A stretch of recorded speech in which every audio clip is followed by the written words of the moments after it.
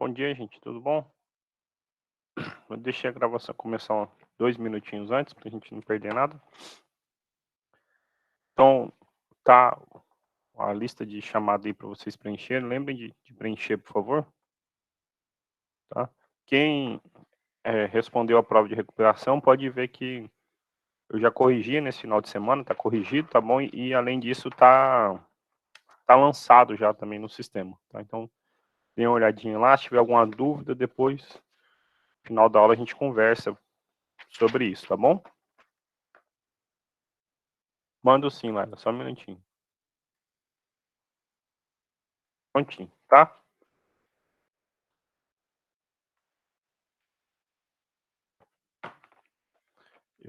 Tô só abrindo aqui o aplicativo para poder partilhar a tela com vocês, para a gente poder continuar falando sobre funções, tá bom? Ele só anda travando um pouquinho esses dias, às vezes por isso que demora um pouco mais para abrir.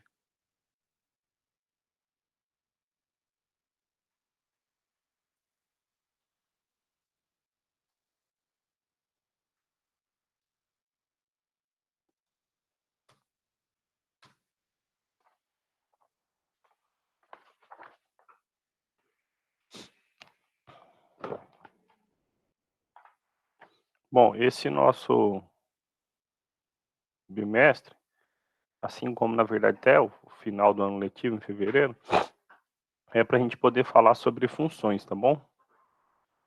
Na última aula, que foi a primeira do segundo bimestre, né?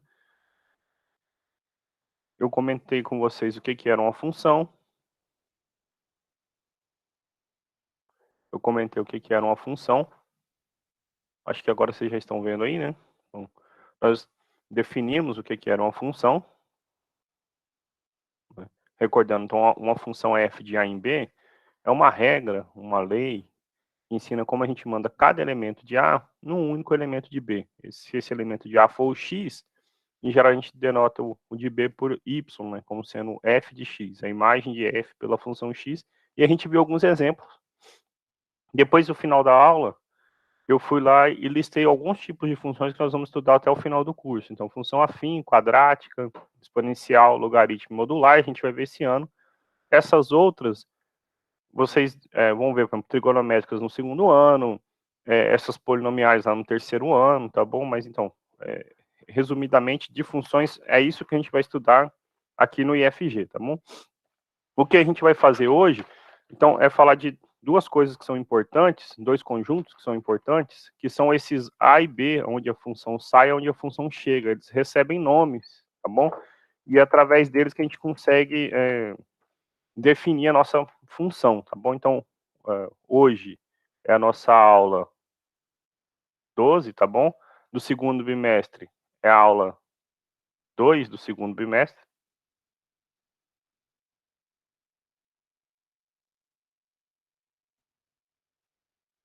Hoje é dia 19/7/2021. Eu acho que é aula 11, né? Não sei agora. Só vou voltar aqui só para não me perder. É, aula 11, tá? Tá pulando uma aula. Então, só corrigindo, para deixar certinho o registro de vocês. Então, nossa aula 11, aula 2 do segundo bimestre, tá? Então, nós estamos falando sobre funções e hoje, então, continuação sobre funções, nós vamos falar sobre domínio, contradomínio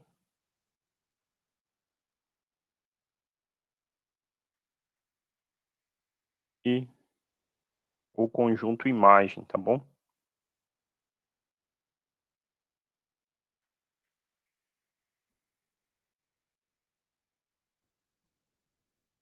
De uma função dada, tá? Bom, só para recapitular, então, na última aula a gente viu assim, uma função f de a em b é uma regra, né, que ensina como que a gente manda cada elemento de a num único elemento de b. A notação que a gente costuma dar para isso, então, é f de x igual a y, né?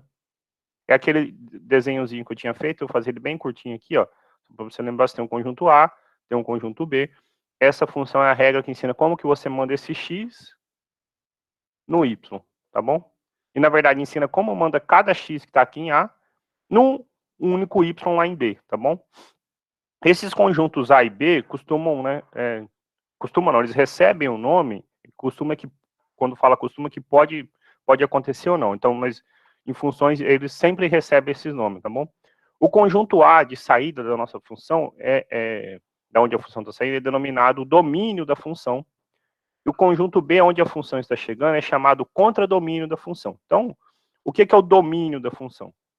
Então, domínio da função é o conjunto de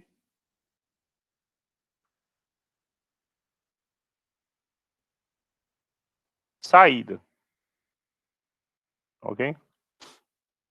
Nós costumamos denotar por D de F, ok? No caso aqui, nesse exemplo, o domínio da função, onde a função está saindo, é o conjunto A, ok? De onde parte as setas. O que é o contradomínio da função? Então, vou pôr aqui de vermelho. Então, contradomínio. Opa, dá um espacinho, né? Senão fica parecendo tudo junto. Contradomínio. É justamente o conjunto de chegada. A função sai de um lugar e chega no outro, tá bom?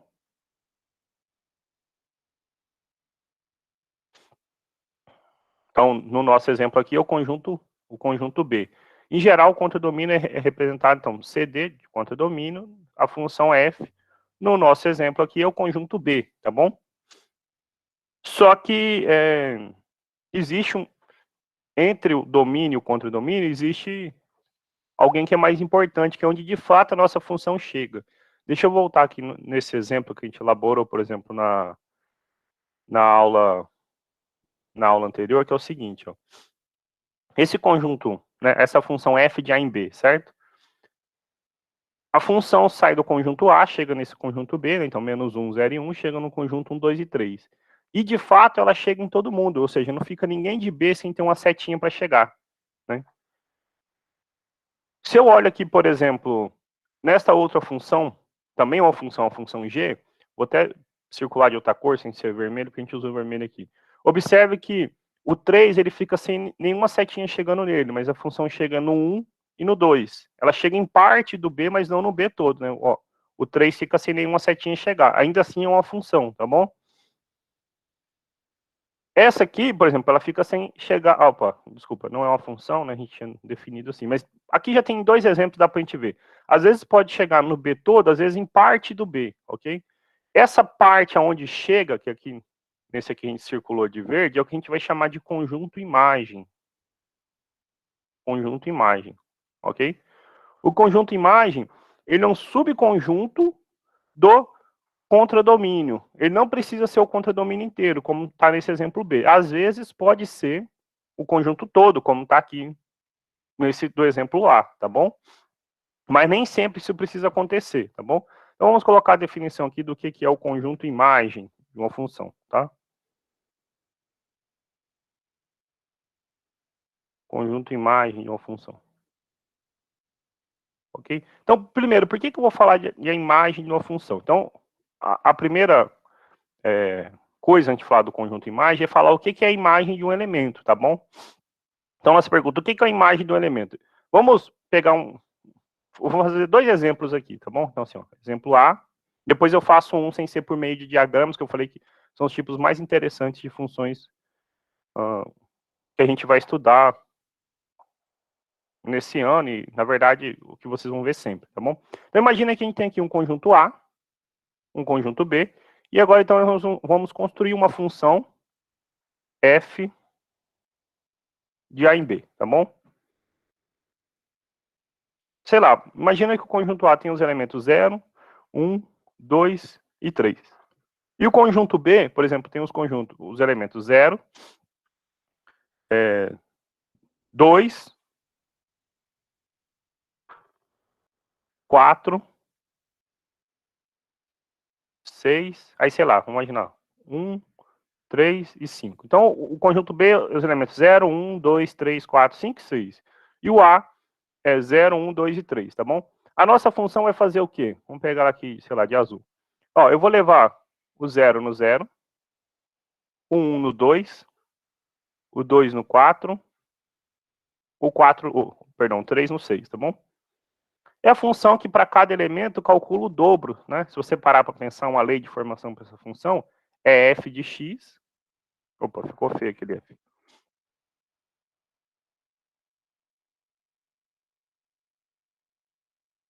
Agora apagou tudo. Pronto, melhorou. É a função f de x. Para cada x, você calcula 2 vezes x. Ó, 2 vezes 0, 0, 2 vezes 1, 2, 2 vezes 2, 4 e 2 vezes 3, 6. Nossa função, ela chega efetivamente, vou pôr de vermelho aqui, nos elementos 0, 2, 4 e 6. Esses elementos, eu vou circular aqui de rosa, então, por exemplo, o 1, opa, o 1, o 3 e o 5, não tem nenhuma setinha chegando neles. Ainda assim, a gente tem uma função, tá bom? Então, eu digo, por exemplo, que a imagem do elemento 0 é o número 0. O que significa, né, dizer f de 0 é igual a 0, né? Ou seja, a função leva o 0 no número 0. Então, eu estou dizendo o seguinte, a imagem de 0, vou pôr assim para vocês lembrarem que é o número 0, tá bom? Pela função f é o número 0. Opa.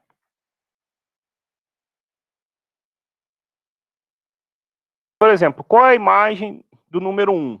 Né? A imagem do número 1 é o 2, certo? Então, a imagem do número 1 pela função f é o número 2. Por quê? Estou dizendo que eu levo o 1 no 2.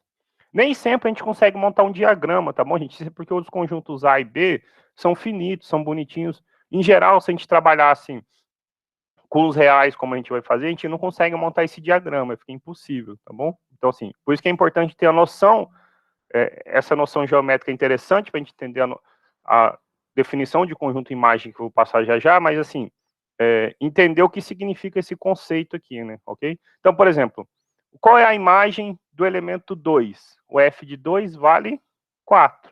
Então, nós estamos dizendo que 4, né, a imagem do número 2 é o número 4. Ok? E por último, f de 3 deu quanto? F de 3 deu 6, né? A imagem do número 3, pela função f, é o número 6, tá bom? O que é o conjunto imagem? Então, é o conjunto que é formado por todas as imagens dos elementos de A, né? Ou seja, então, é o conjunto 0, 2, 4 e 6. No nosso diagrama aqui, está circulado de vermelho, fica fácil a gente ver. É onde, né, geometricamente, onde essas setinhas estão chegando, tá bom? Mas, como é que a gente pode, então, definir a imagem de um elemento, certo? Então, se você pega, assim, de modo geral, seja f de A em B uma função dada por f de x igual a y, né? Ok? Ou y igual a f de x. Igual aconteceu aqui, ó, f de x igual a 2x, certo? A imagem de um elemento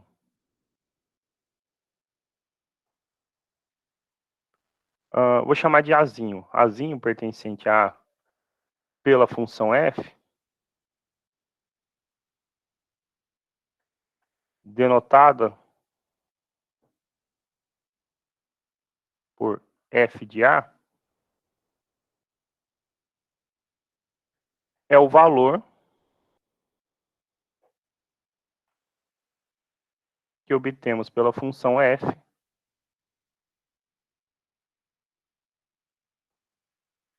ao substituirmos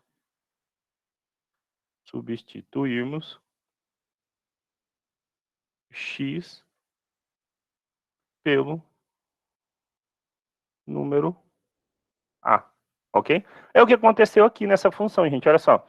Quando x era 0, certo? Então, o f de 0, 2 vezes 0. E 2 vezes 0 dá 0. Por isso está escrito f de 0 igual a 0. O f de 1, então você troca o x por 1. 2 vezes 1, 2. O f de 1 igual a 2. Vou pôr aqui no cantinho que não vai caber embaixo. O f de 2, então 2 vezes 2, 4. E o f de 3, 2 vezes 3, 6. Então a gente monta, né, constrói o conjunto imagem, substituindo os valores que estão no conjunto A, cada um deles, respectivamente, no lugar onde aparece x. Como nessa nossa função só aparecia o x aqui né, acompanhando 2, então aparecia aí. Ah, e se a função fosse assim, sei lá, mais x ao quadrado? Então nós íamos substituir nessa expressão também, mais o x ao quadrado, tá bom? Aqui eu coloquei x, gente, só para ficar... eu estou usando a variável como x, né? Se a nossa variável fosse um número t, por exemplo, de temperatura, que vocês estudam lá em física, coisa do tipo, você substituiria no t, tá bom? Então, aqui que fica claro, importante para a gente é que seja a variável, tá? A variável. Você substitui a variável pelo número, no caso, o a, tá bom? E o que é o conjunto imagem? Então, o conjunto imagem, a gente vai denotar o seguinte. Vamos já, então, para a definição, para a gente determinar o conjunto imagem daquele primeiro exemplo e de um próximo aqui agora. Conjunto imagem. Então, a imagem, o conjunto imagem da função, a gente vai denotar por IMF, ok? A imagem da função, ok? No caso, a função é f. A imagem da função, olha só, o que é importante para a gente? Vão ser valores de b, tá bom? Então, são os y em b. Geometricamente, para a gente, significa o quê? São os y em b, onde tem alguma setinha chegando nesses y, certo? O que significa, então, matematicamente, ter alguma setinha chegando nesses y? Significa o seguinte, então, são os y em b, onde exista, eu vou escrever só o símbolo matemático, depois eu escrevo o que significa cada um. Onde exista x em a, tal que f de x seja esse y, ok? Esse ezinho ao contrário significa que existir ou exista, tá bom? Ok? Então, o que a gente está dizendo é o seguinte, esse conjunto é constituído pelos elementos de B, aonde tem um x em A, tal que f de x dá esse y. Olha só, o zero está na imagem dessa função? Tá, por quê? Porque existe, né, um elemento lá no conjunto A, o próprio número zero, onde f de zero dá zero. O 2 está na imagem? Tá, por quê? Porque existe o número 1, que está no conjunto A, onde f de 1 dá 2. Aí se pergunta, o número 1 está na imagem da função? Para estar na imagem da função, deveria existir um outro elemento aqui, em A, onde f desse elemento daria 1, né? Então, não existe ninguém nesse nosso exemplo. Então, 1 não pertence à imagem da função. E a gente consegue ver, então, que a imagem é esse que eu botei aqui nessa caixinha aqui, né? 0, 2, 4 e 6. Então, eu vou puxar aqui uma setinha dizendo que esse, nesse exemplo, é o conjunto imagem dessa função, ok? E, né, para aquele exemplo que a gente fez, né? Qual é o conjunto imagem, então? Olha, a imagem daquela nossa função, né, do nosso exemplo A, eram os elementos 2, 4, 0, 2, 4 e 6, perdão. Ok? Onde tinha alguma setinha chegando, né? Ok? Agora, o que é importante a gente entender o conceito de imagem? Porque, como eu falei, nem sempre uma função pode vir descrita assim no exemplo bonitinho, dessa maneira. Imagina que agora, um outro exemplo. F de R em R. Opa, então a gente já tem uma infinidade de números, a gente não consegue nem contar, certo? Descrita da seguinte maneira, olha, f de x é x ao quadrado, né? Aí você pergunta aqui, para essa função, certo?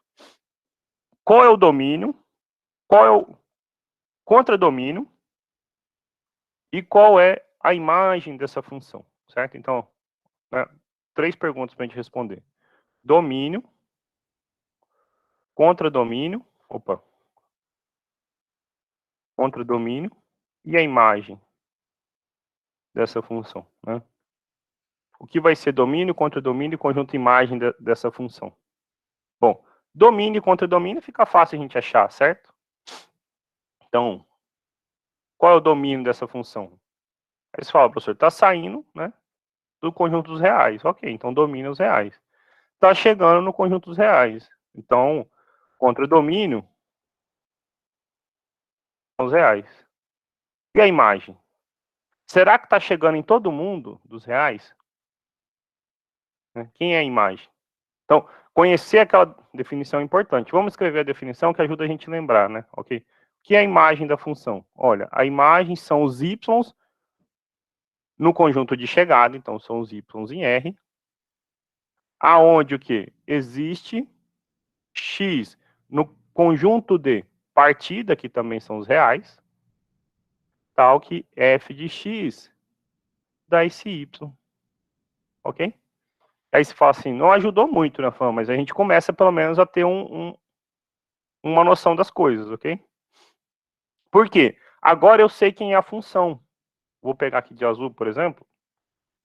Quem é a função? Olha, f de x para todo x, calcula x ao quadrado, certo? Eu vou quebrar a página aqui, a gente continua, deixa do jeito que a gente vê as duas. Pronto. O f de x para todo x, ele calcula x ao quadrado, certo? Uma coisa que a gente aprende lá no ensino fundamental é o seguinte: o quadrado de todo número é sempre o quê? Uma coisa...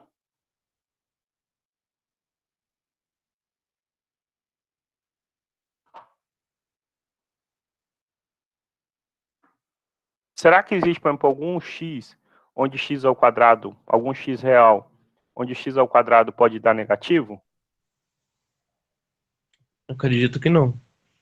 Então, de fato não. A gente vai ver que isso só acontece quando esse x não for real. Quando ele for um número complexo, você pode ter um número cujo quadrado, um número não, complexo cujo quadrado seja negativo.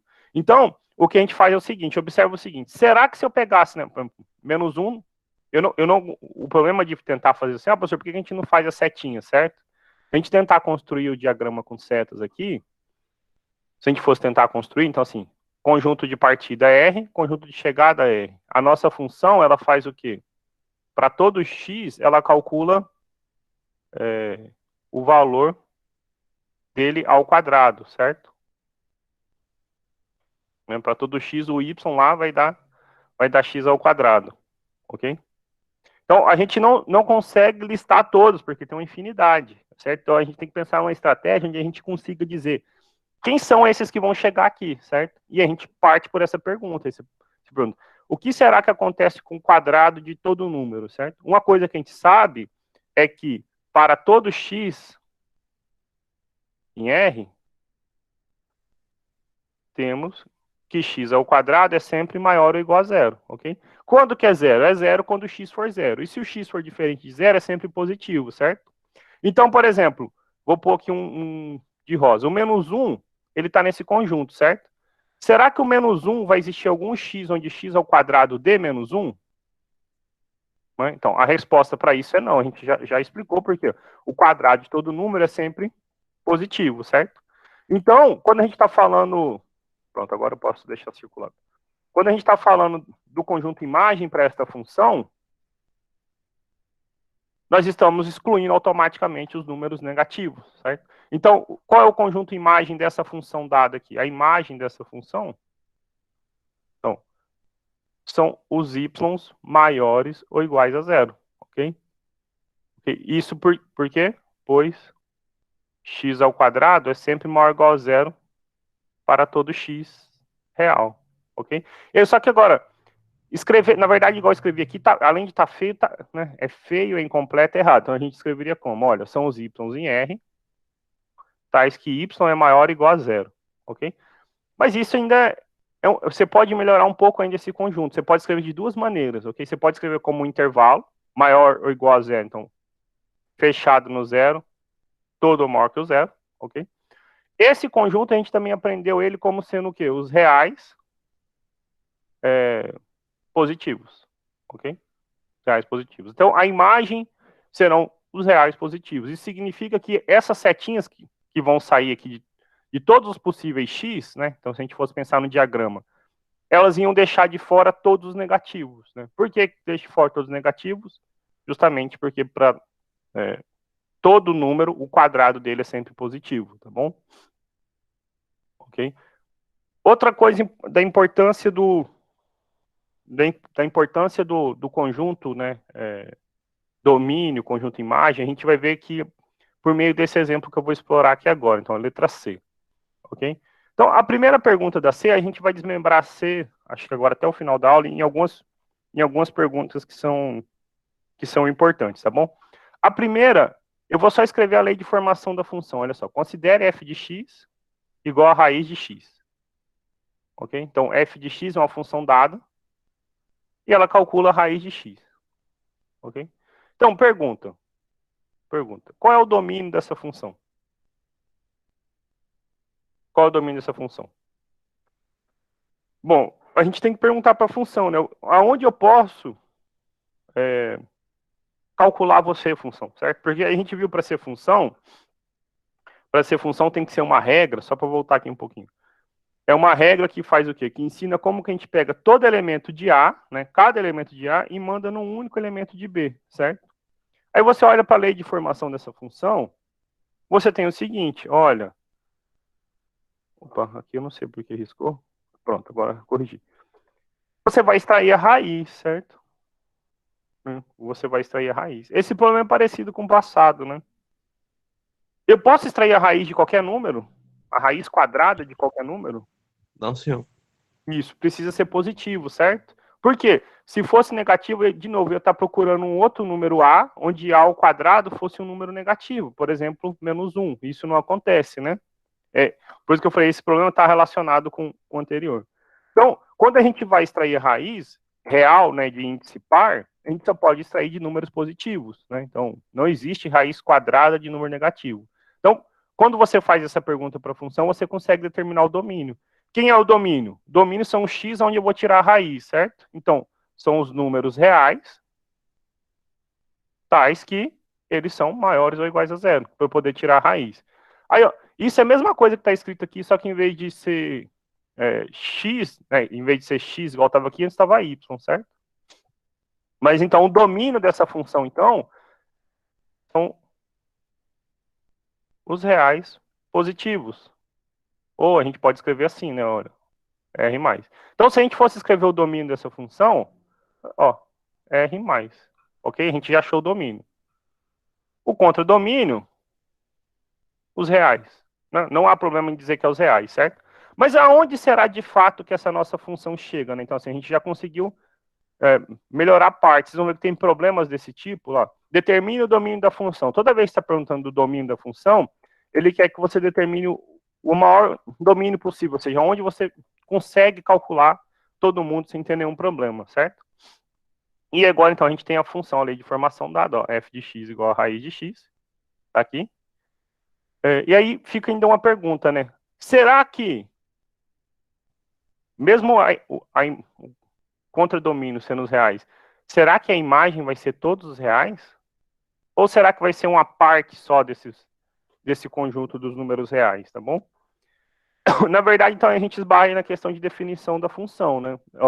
No caso, a função para a gente é a raiz de x.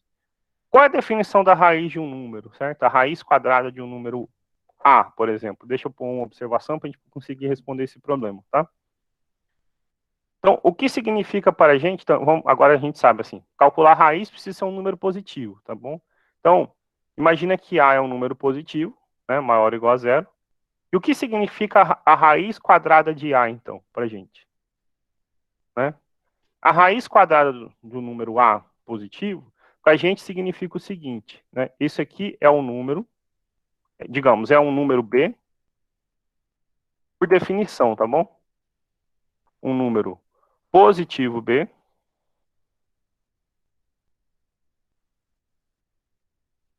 tal que B ao quadrado seja A. Ok? Então, exemplo. O que é a raiz quadrada do número 9? A raiz quadrada do número 9 é um número positivo, no caso aqui 3, tal que esse número ao quadrado resulte em quem está dentro da raiz, né? Então, a raiz quadrada de 9 é 3, pois 3 ao quadrado é 9, ok? Uma coisa que é muito comum os alunos fazerem confusão é colocar assim. Então, deixa eu pôr isso aqui, eu vou pôr, sei lá, de verde e dizer que está errado, tá bom? A raiz de 9, gente, não é... Vou pôr um grandão aqui, assim, riscar de vermelho. Não é mais ou menos 3, tá bom?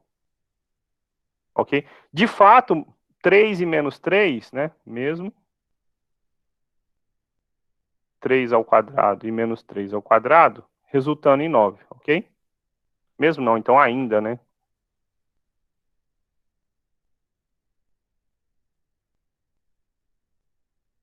Ok? Aí você fala, por que, professor? Né, eles, né, o quadrado deles dá 9, dá. Mas é questão da definição. A definição da raiz é um número positivo, a raiz quadrada, tá bom? É um número positivo, onde o quadrado desse número dá quem está dentro da raiz, tá bom?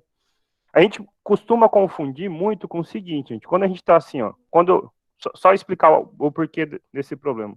Muitas vezes a gente está resolvendo o seguinte problema, olha só, x ao quadrado menos 9 igual a zero, ok?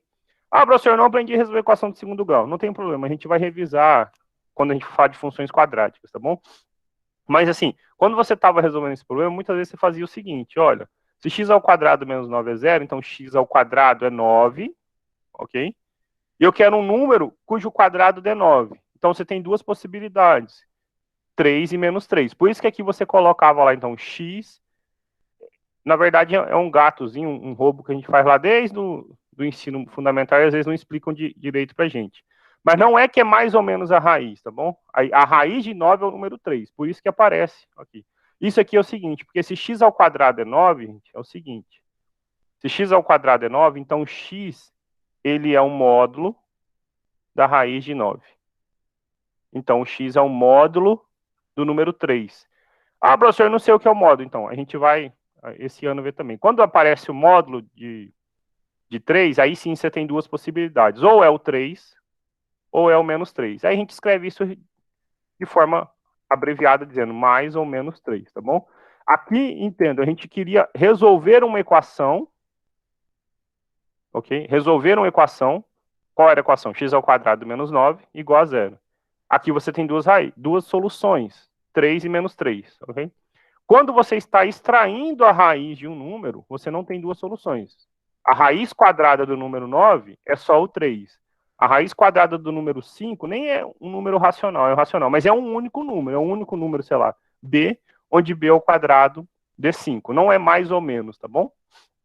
Quando a gente então fala da raiz, a gente consegue identificar então qual é o conjunto imagem, né? Olha, se eu só vou tirar a raiz aqui, então eu só vou ter números positivos, certo? Então a imagem da nossa função qual é? São os números reais y, tais que y são maiores ou iguais a zero. Então, perdão, maior ou igual a zero. Ou simplesmente escrever R+, tá bom? Aí você fala, professor, está sempre dando os reais positivos, tudo mais, precisa ser necessariamente isso? Não. Vamos ver um outro exemplo aqui, tá bom? Exemplo D. Exemplo D. Olha só, então, de novo, eu vou trocar F por G, senão a gente a função sempre precisa ser F? Não, pode ser qualquer coisa. Agora a gente tem a função 1 sobre x, certo? Pergunta, qual é o domínio? Qual é o contradomínio? Pergunta mais direta, sem se preocupar com o contradomínio. Domínio e imagem dessa função, ok? Qual é o domínio da função g?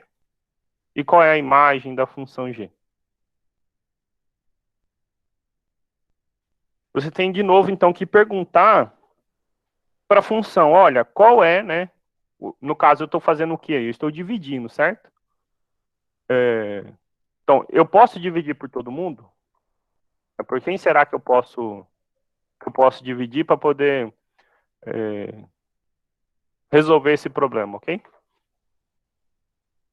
E aí você observa, bom, eu posso dividir por quase tudo, menos por zero, né? A divisão por zero não é definida, né? Então, se eu não posso dividir por zero, o meu domínio não pode ter um número zero, certo? Então, você fez a pergunta para a função, ela te deu a resposta. Ó, você não pode dividir por zero. Então, qual é o domínio da função? Bom, o domínio da função são os números reais que são diferentes de zero, ok? Então, nós temos o domínio. Qual é então, né, um símbolo para isso aqui? Olha, Os reais diferentes de zero, a gente aprendeu que é o R com asterisco aqui em cima. Pronto, a gente tem o domínio da função. E qual é a imagem da função, certo? Sei lá, uma vez que eu não posso dividir por zero, eu nunca vou obter o zero como solução aqui, certo? Se eu tentasse, na verdade, achar a solução 1 sobre x igual a zero, eu ia ter, então, que 1 é igual a zero vezes x. Ou 1 igual a zero. Isso é um absurdo, né? Ok? Então, eu sei, então, que o zero, né? O zero, por exemplo, então, ele já não pertence à imagem da função. Será que eu consigo achar qualquer outro número, certo? Então, assim, se eu quisesse achar um número, me fala um número aí, só para a gente começar com o exemplo, depois da solução geral. 3. 3. Então, eu quero saber quem é o x, tal que f de x, ou f não, perdão, né? G de x é 3. Deixa eu corrigir aqui, gente, porque aqui eu escrevi f, é g, e lá na imagem também escrevi f, mas é g no nosso exemplo, tá? Okay? Então, quem é o x onde g de x dá 3? É simplesmente resolver o problema. Olha, 1 sobre x igual a 3, né? E esse é um problema fácil de resolver, né? Se 1 sobre x é 3, se 1 sobre x é 3, então quem vai ser o x? É só multiplicar cruzado, olha só. 3x é 1, então quem é o x? 1/3. Opa, então o 3 está na imagem da função, certo? Por que está na imagem da função? Porque nós encontramos um x, onde o g desse x dá 3, certo? G de 1/3 dá 3. Isso eu acho que eu comentei com vocês quando a gente estava falando de frações, né? Olha, dividir por 1/3 é a mesma coisa que multiplicar por 3, né? Então, se você pega 1 dividido por 1/3, isso aqui dá um número 3, né? Aí você pode falar, assim, tá bom, professor, para 3 é fácil. Se eu quiser o 4, então eu vou pegar 1/4. Se eu quiser um número qualquer, então se eu quero achar um y, né? Quem são os y? Olha, eu quero resolver esse problema. 1 sobre x igual a y, né? Porque eu quero saber quais são os y que vão estar aqui. Quando era 3, eu sei, se é 4, eu sei. Então, a gente só simplesmente resolve a continha. Olha, eu multiplico o x pelo y, então fico com x vezes y. Isso é igual a 1. Como eu quero achar o x, eu passo o y dividindo. 1 sobre y, certo? Então, para cada y que você quiser, você pega o x como sendo 1 sobre o y. Aí você podia falar assim, professor, então, por exemplo, se eu quiser que apareça o raiz de 2 lá, certo? Qual é o x onde g de x dá raiz de 2, certo? Um exemplo. Aí eu vou falar, olha, o x que você tem que escolher é 1 sobre raiz de 2. Está resolvido o problema, né? X igual a 1 sobre raiz de 2, pois g de raiz de 2 g de 1 sobre raiz de 2, perdão, né? Estava escrevendo errado. G de 1 sobre raiz de 2 fica 1 dividido por 1 sobre raiz de 2, e isso dá um número raiz de 2. Resolveria o problema. Para qualquer número. Você só não vai conseguir por quem? Né? Como a gente tinha observado, pelo zero. Por quê? Porque se o y fosse zero, o meu x ia ter que ser dividido 1 por zero. Isso não pode, certo? Então, qual é a imagem da nossa função? A imagem da função g, olha, são os y tais que o y é diferente de zero. Isso, a gente viu, são os reais, exceto o zero, ok? Então, entender esses conceitos de domínio e imagem é bastante importante, tá bom? Eu vou deixar uma sugestão para vocês, o seguinte, tem lá as notinhas de aula que eu deixo para vocês sempre, certo? Tem os exercícios e tudo mais, mas tem o livro didático de vocês também, então dê uma olhadinha na página 51, tá bom? Os exercícios 17, 18 e 19.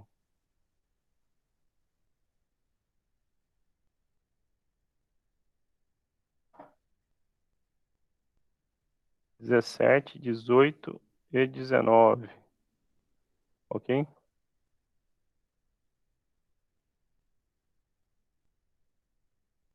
Além, é claro, gente, do que está nas notas de aula, tá bom?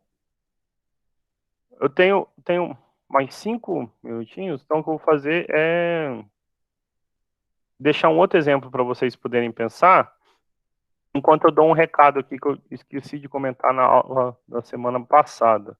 Então, só para manter a sequência, D, E. Ok? E.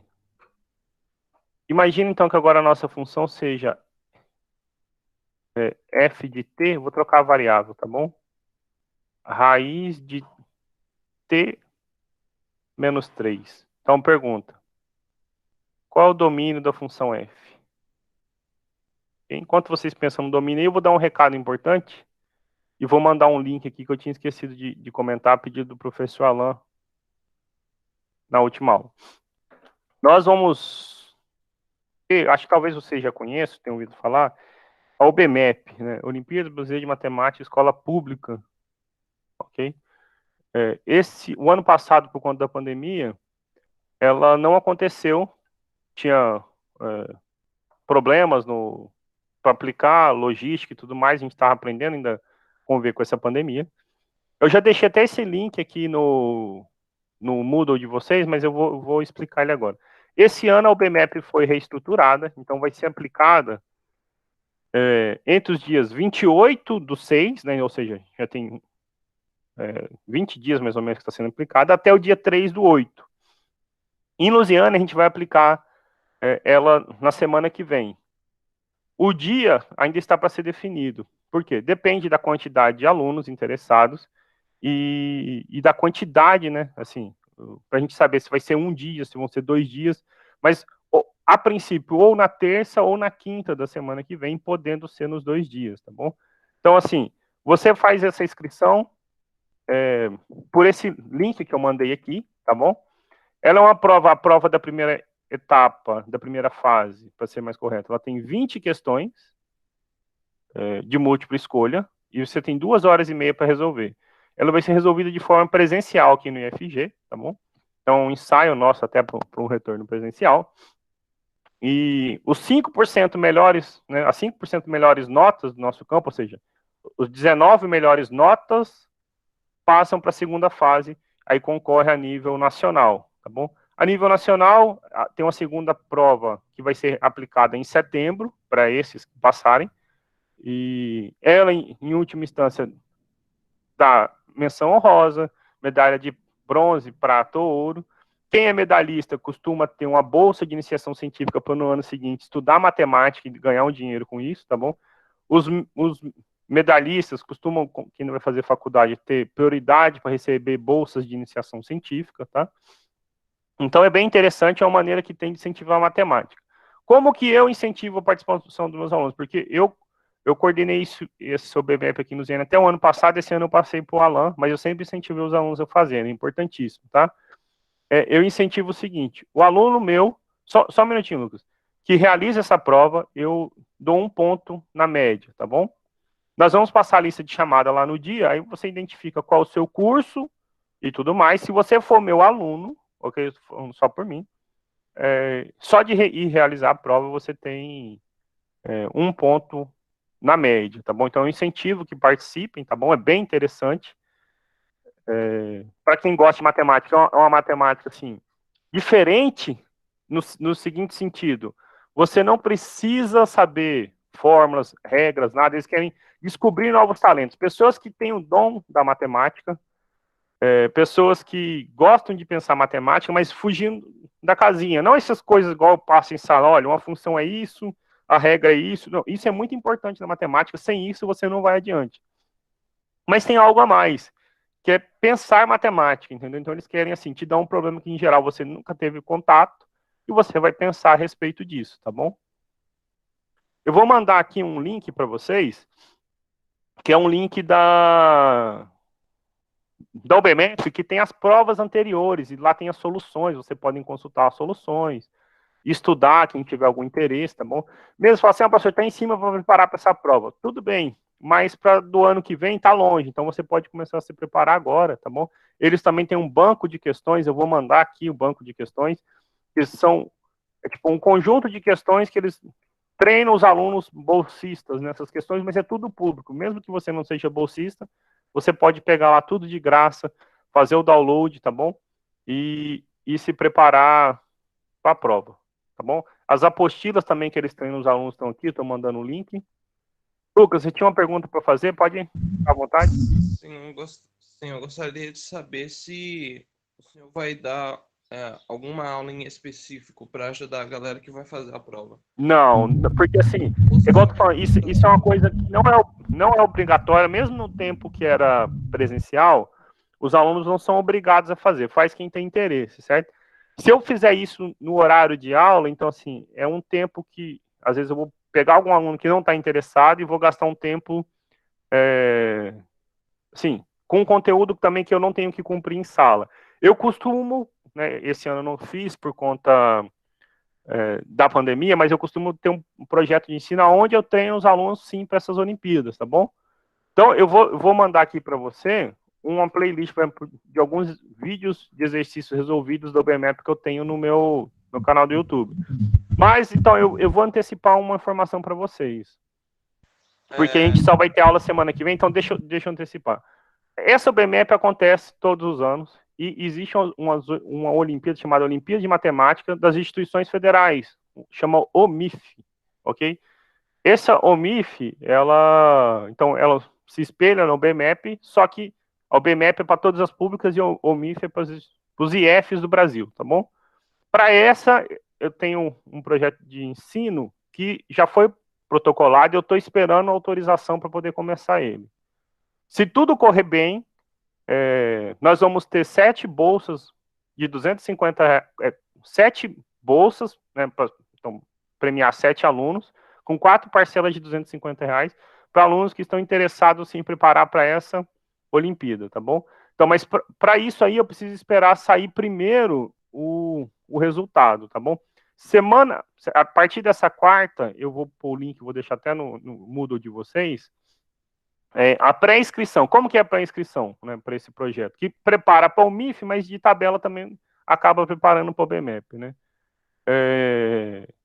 Como que é a pré-inscrição? Você vai se inscrever, deixar seus dados, a gente vai inserir você no Moodle específico para isso e vão fazer uma prova de seleção. As melhores notas serão selecionadas. Tem 20 vagas para Lusiane e 20 para um campus do IFG de Inhumas. Dentre essas 20, existem alguns critérios de bolsa, mas nós temos 2 bolsas para o Campo Lusiana e 2 bolsas para o Campus Inhumas para alunos que entraram por meio de algum tipo de cota no IFG, e outras 3 bolsas livres gerais para ser disputado entre os 2 campos, tá bom? Mas tudo isso, então, precisa de aprovação da Pró-Reitoria de Ensino, mas a pré-inscrição começa nessa quarta também, tá bom? Aí eu mando esse link lá na sala do Moodle. Outra pergunta, Lucas? se o senhor recomenda algum canal do YouTube para a gente estudar. É meu, na verdade. Além do senhor. Ah, tem sim. Olha, depois você faz o seguinte, me manda mensagem no Moodle, porque já passou aqui, mas eu não lembro de cabeça, não, mas tem. O cara chama Diego, eu não lembro o nome do canal dele, não, tá bom? É lá da UNB. Eu vou conheço achar. super exatas. Não, mas não, esquece essas coisas assim, esquece para o BMAP, essas coisas. Tem gente que é famoso, Marcos A, não sei o que lá exato. Eles são tudo macetezinho, tipo uma coisa mastigada. Esse cara te ensina a você pensar matemática, que é o que o BMAP precisa, não de fórmula nem nada. Tá aí o canal do Diego, eu achei o link aqui enquanto eu falava com você. Ok? Mas, em geral, o melhor mesmo é o site da UBMAP, tá? Por quê? As provas estão resolvidas e tem a gravação, o vídeo gravado dessas provas, tá bom? Então, esses sites que falam assim, olha, a fórmula é assim, assim, assado, não vão te resolver para esse tipo de prova, tá? Mas quem tiver interesse, a gente fica a sugestão de participar, nem que seja por ganhar o ponto, tá bom? Às vezes você pode ser um talento de matemática e nem sabe ainda. É 10h04, gente, eu vou parar que eu também tenho aula na outra turma agora, tá bom? Então, boa semana para vocês e a gente se encontra na semana que vem. Lembrem de preencher quem tem interesse da UBMAP, porque se não preencher, chegar lá no dia na hora não vai fazer. A gente vai imprimir a quantidade exata de prova, tem que trazer autorização dos pais quem é menor, umas coisas assim, tá bom? Beleza. Falou, professor. Falou, gente. Boa semana aí.